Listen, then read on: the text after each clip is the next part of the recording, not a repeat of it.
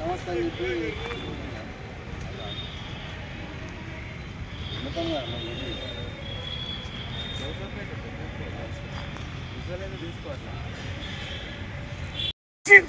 రక్షించాలి అరికట్టాలి మేము కాజిపల్లి గ్రామస్తులము. ఈరోజు ప్రజావాణి కార్యక్రమంలో మా విలేజెస్ తరఫున అందరం కలిసి వచ్చాము. ఇక్కడ 50 మంది రైతులు ఎవరైతే ఉన్నారో వీళ్ళకందరూ కూడా భూములు కోల్పోయారు. ఈ ఎఫ్టీఎల్ వల్ల, గండి చెరువు ఎఫ్టీఎల్ వల్ల భూములు కోల్పోయాము. ఈ గండి చెరువు వల్ల ఎట్లాంటివి కూడా ఉపయోగం లేదు.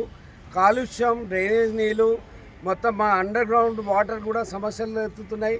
గండి చెరువు ఎఫ్టీఎల్ తగ్గించాలని చెప్పి ప్రజావాణిలో మేము వినతి పత్రం ఇవ్వడం జరిగింది. కలెక్టర్ని కూడా కోవడం జరిగింది.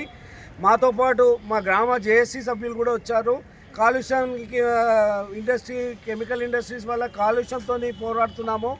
జేఏసీ వాళ్ళు ఎప్పటి నుంచో ఈ కాలుష్యం మీద కొట్లాడుతున్నప్పటికీ కూడా, ఎన్నో రిప్రజెంటేషన్స్ ఇచ్చినప్పటికీ కూడా ఎట్లాంటి మన స్పందన లేదు. మన ప్రభుత్వాల నుంచి స్పందన లేదు.